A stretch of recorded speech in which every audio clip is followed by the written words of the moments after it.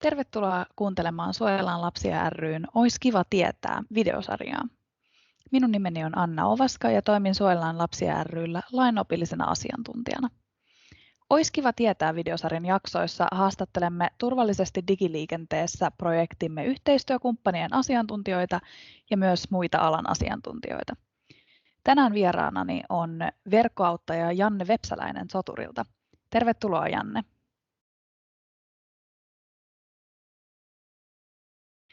Ois kiva tietää, Janne, miten ja minkä takia sä uskot, että digiturvataitoja on niin tärkeää opettaa tällä hetkellä lapsille ja nuorille?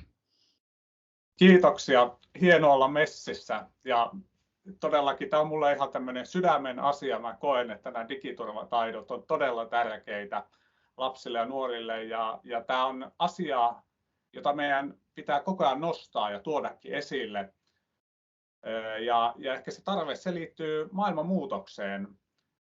Enää ne riskit ja näin ei ole lapsille ja nuorille semmoisia, että tapahtuu tuolla fyysisessä ympäristössä, vaan kaikki ongelmat on siirtynyt hyvin pitkälle verkkoon, oli se sitten kiusaamista, tämmöistä seksuaalista houkuttelua, mutta vanhemmat ja oppimisjärjestelmä ei taho pysyä koskaan tietysti messissä tässä muutoksessa, ja siksi meidän, jotka tekee tätä työkseen ja muistuttelee ja rakentaa, niin on kyllä hyvä pitää asiaa framilla koko ajan. Jos ajattelee ihan konkreettisesti, niin minulla on itselläkin 3 lasta ja jokainen meistä vanhemmista osaa kyllä opettaa lapsia niin, että kun ekaluokalle tuut ja alat käymään koulussa, kulkemaan itsenäisesti koulumatkaan, niin jos joku houkuttelee autoon, tarjoaa karkkia, niin sinne ei mennä. Se on niin kuin ehdoton no. Mutta tämä taitohan meillä niin omat vanhemmat on jo se opettanut ja on ollut vuosikymmeniä, mutta eihän kukaan niin seksuaalinen houkuttelija enää toimi juuri tällä lailla, vaan he ovat ottanut somekanavat työkäyttöön ja saattaa kontaktoida vaikka Snapin kautta satoja lapsia, nuoria ja keinot aivan erilaiset. Ja vanhemmilla ei ole osaamista eikä tietysti sitä myötä nuorillakaan ja lapsilla, kun ei kukaan sitä riittävästi opeta. Näen, että pulma on tosi iso ja kasvatusta, koulutusta tarvitaan tosi paljon. Kiitos.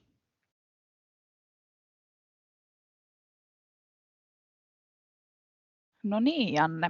Sitten olisi kiva tietää, että miten digiturvataitojen tärkeys näkyy sinun työssäsi tai sinun alallasi? No, digiturvataitojen tärkeys näkyy kyllä ja muutos on vielä sangen nopeaa. Jos ajatellaan silloin, kun mä aloin työskentelemään verkkoauttajana ja kehittämään sitä, niin kuitenkin keskityttiin vähän tämmöisiin perinteisempiin ja edelleen niin tosi isoihin tärkeisiin pulmiin, niin päihteet ja oma kehittyminen, keho, mielialakysymykset. Nämä on edelleen tosi isoja kysymyksiä, mutta nyt huomaa kyllä, että tämmöiset digiturvataidot ja siihen liittyvät pulmatilanteet, niin niitä tulee asiakkaiden kanssa keskustellessa vastaan ja sitten ihan näkyy niin statistiikoissa. Esimerkiksi tämmöisiä tilanteita, että on oma alastonkuva karannut jonnekin verkkoon, miten siinä tilanteessa toimitaan. Sehän on niin suunnaton paniikki, siinä romahtaa koko elämä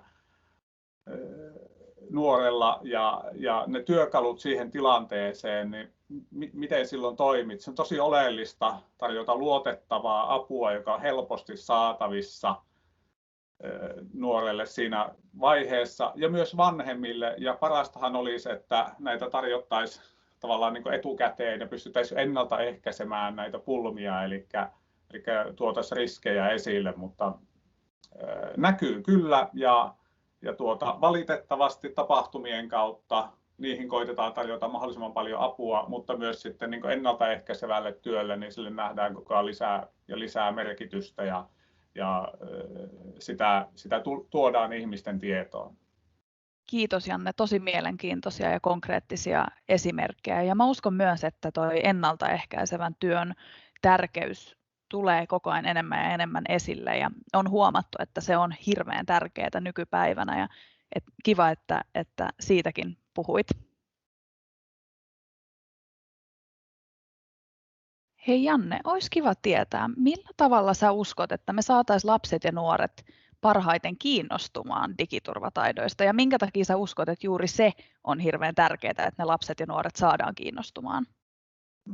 No, tämä on aivan mun erityinen mielenkiinnon aihe. Mä olen itse asiassa aikoinani tehnyt opinnäytetyönkin tietosuojasta. No, siihen ei liittynyt vielä tämmöinen aspekti lainkaan, mutta siis pulmahan turvallisuusasioissa on aina se, että ne ei oikeastaan kiinnosta ketään. Tietoturva ei kiinnosta ketään, tietosuoja ei kiinnosta ketään, turvallisuustaidot ei kiinnosta ketään. Voi miettiä, oletko koskaan kuullut, että joku lueskelisi vaikka liikennesääntöjä uimarannalla omaksi nautinnokseen tai ottaisi lomalukemistoksi jotakin tämmöistä tieliikennelakia. No, eihän niitä tämmöiset säännöt ja turvataidot ja näin, niin ei ne valitettavasti, niihin ei ole kovin vahvaa luontaista kiinnostusta ihmisillä. Ehkä tämä pitää vaan hyväksyä, tämä lähtötilanne. Kuitenkin meillä ihmisillä on kyky kantaa vastuuta ja siksipä me opiskelemme liikennesäännöt ja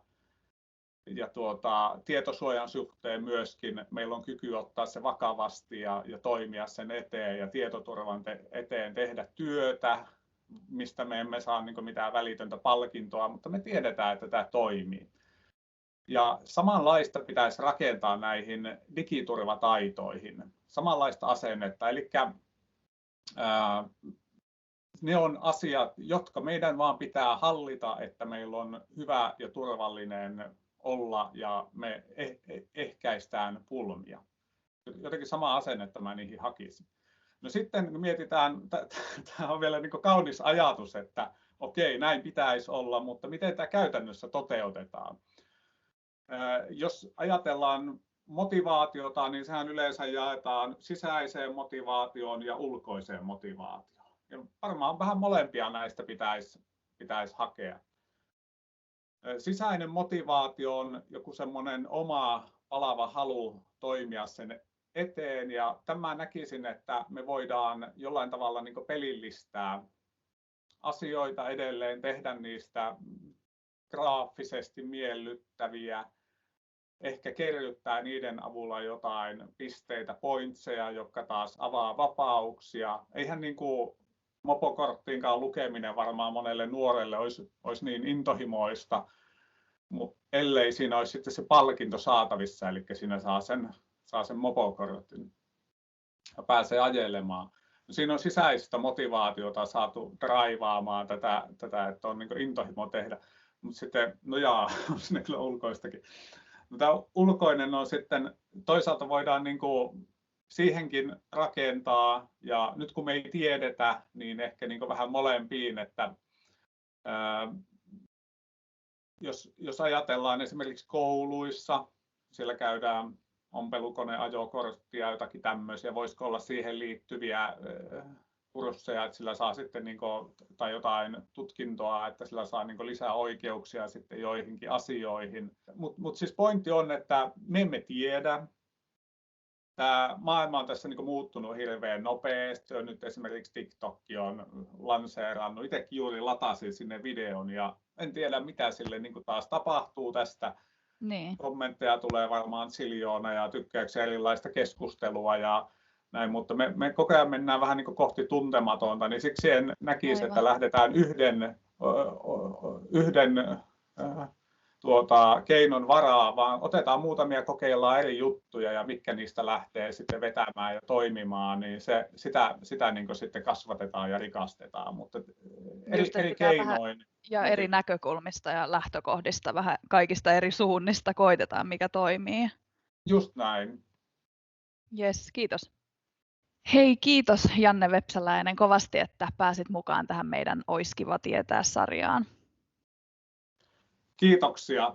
Tämä on hurjan tärkeä, upea hanke ja ihan mahtavaa olla tässä mukana. Mä toivon kaikille tsemppiä, koska me kaikki tehdään tätä työtä. Mä teen, sä teet, jokainen on tärkeä digiturvataidoissa ja niiden eteenpäin viennissä, niin ei muuta kuin hurjasti tsemppiä kaikille. Kiitti. Kiitos paljon.